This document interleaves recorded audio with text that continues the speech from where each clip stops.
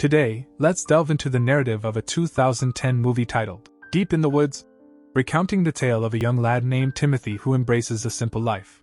His path takes a twist upon encountering a captivating girl, leading him to exert influence over her. In the year 1865, Timothy, a wanderer, stumbles upon a quaint French village. Within this village, he crosses paths with the lovely Josephine, though she finds Timothy unkempt and unpleasant. Despite attempts to distance herself, Josephine senses Timothy's persistent presence. Persistently shadowing her, Timothy eventually arrives at Josephine's residence, vigilantly observing her every move. Alongside her, he encounters Paul, destined to wed Josephine. Remaining outside her home day and night, he meticulously monitors her activities. Under the cover of darkness, Timothy clandestinely infiltrates her abode. Possessing an extraordinary ability to manipulate others, he ensnares Josephine's loyal canine companion, thus spending the night within her home. The following day, masquerading as mute and deaf, he appeals to Josephine's compassionate father, renowned for aiding the less fortunate. Moved by Timothy's apparent plight, he extends hospitality, unaware of the deceit lurking beneath. Although recognizing Timothy's education, Josephine's father remains oblivious to his ulterior motives. Josephine harbors disdain towards Timothy, yet finds herself inexplicably drawn to him over Paul. Seizing opportunities, Timothy gradually asserts control over Josephine, deceiving her father with claims of possessing mystical powers and foresight. Through cryptic writings and manipulative actions, he ensnares her psyche entirely, leaving Josephine bewildered and restless, her troubles only just beginning. Subsequent days witness Josephine exhibiting peculiar behavior, alarming her father who perceives her ailment. She withdraws from Paul, signaling further distress. After some time passed, her gaze landed on Timothy, who was still wandering nearby. She attempted to avoid making eye contact out of fear, but found herself unable to do so. Timothy revisited the house once more. After indulging in his magical pursuits, he coerced Josephine into preparing food. Not stopping there, he manipulated Josephine into losing consciousness. Following this, he took advantage of Josephine upon her awakening. As Josephine recollected the events, she felt repulsed. However, inexplicably, she gravitated towards Timothy. Despite her fear and loathing, she trailed behind Timothy, arriving at an unfamiliar residence. There, Timothy falsely asserted to the inhabitants that he and Josephine were wed. Witnessing Josephine, the household momentarily recoiled in fear. Timothy claimed that Josephine shared his mental fragility. Despite Josephine's attempts to seek assistance, Timothy exerted control once more. Utilizing her like a marionette, Timothy proceeded to instill fear in the household. Paralyzed by fear of manipulation, nobody came to Josephine's aid. He subjected Josephine to relentless torment day and night. Eventually, the family expelled him from their home, endeavoring to extricate Timothy and heal Josephine. However, Josephine's condition deteriorated, and they realized only Timothy could dispel this enchantment. Reluctantly, they summoned her back home. Thereafter, he soothed Josephine and whisked her away. They roamed the mountains together, with Josephine obediently following his commands. He exploited her daily, and despite her desires, Josephine couldn't resist. Gradually, she lost herself entirely, ensnared in a life of degradation and torment. Exhausted from days of travel, Josephine pleaded with Timothy to no avail. He continued to exploit her without remorse.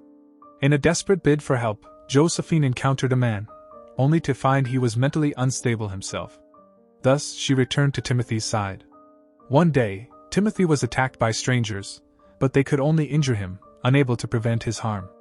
It was then that Josephine learned of Timothy's frequent injuries and his past violence. After weeks of wandering, they stumbled upon a wedding celebration, where they found nourishment. Despite her previous animosity, Josephine inexplicably began to feel affection for Timothy, much to his surprise. In a dramatic twist, she requested Timothy to simulate a wound on her shoulder as a gesture.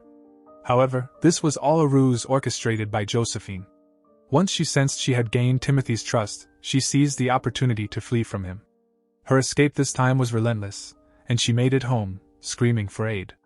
Fortunately, the occupants of the house managed to rescue her from Timothy's clutches.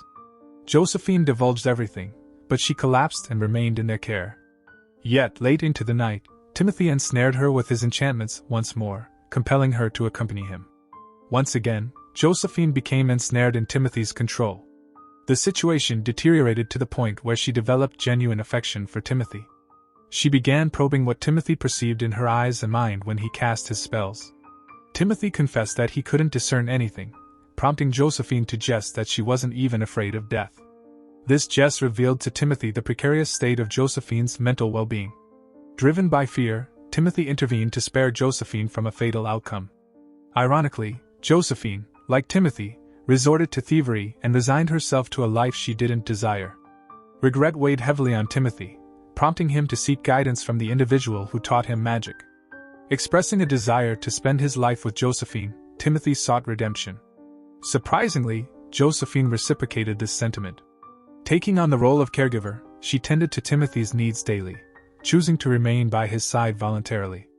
Seeking medical assistance, she brought a doctor from a nearby village to attend to Timothy's needs. The doctor recommended hospitalization for Timothy. However, their plans were interrupted when policemen arrived due to the doctor's presence. Timothy was apprehended, and Josephine reunited with her father after months of separation. Relieved to see her safe, her father took her home, while Timothy faced imprisonment, having lost his hand due to the earlier wound. In an unexpected turn, the jailer questioned Timothy about Josephine, puzzled by how he had supposedly coerced her to accompany him. Timothy refuted the assumption, claiming that Josephine had willingly chosen to leave with him. Witness testimonies supported Timothy's assertion that Josephine had been under his control and lived in constant fear. Confronted with these revelations, Timothy admitted to his ability to cast spells, even though it was against the law. He mentioned that he had coerced her initially. However, thereafter, Josephine began approaching him willingly, enjoying the closeness. Upon questioning Josephine, the authorities discovered that she had been following Timothy under the influence of his voice, not in her right mind. The jailer deemed her account false. It seemed implausible that Josephine could have remained under Timothy's sway for so long. In reality, Josephine wasn't a mere pawn, she had her own desires to fulfill. Thus, she chose to pursue Timothy of her own volition. Gradually, she ceased coercing him, unwilling to confront this truth herself. Her reluctance stemmed from a fear of shame. To corroborate her story, she exhibited a scar inflicted by Timothy at her request. Yet, the jailer remained skeptical. To ascertain Josephine's susceptibility to control, a hypnotist was summoned. The hypnotist's evaluation confirmed Josephine's independence. Despite time passing, Josephine's father harbored regret. He puzzled over why Josephine hadn't fled Timothy when the opportunity arose. However, Josephine remained silent on this matter. During the court proceedings, she asserted that everything had occurred against her will, though the reality differed. Ultimately, Timothy, out of love for Josephine, conceded the truth of her testimony, sparing her public humiliation. Josephine went on to lead a contented life, but her father lived in perpetual fear. One day, Josephine learned she was pregnant. Before his passing, her father arranged her marriage to Paul. With Paul and their child, Josephine prepared to relocate to Paris. Prior to departing, she expressed a desire to bid Timothy farewell. Granting her wish, she visited Timothy, who was elated to meet their child. Naming the child after himself, Timothy bid them farewell. Before departing, Josephine adorned the ring Timothy had given her, symbolizing her enduring love. With Paul, she embarked on her journey to Paris,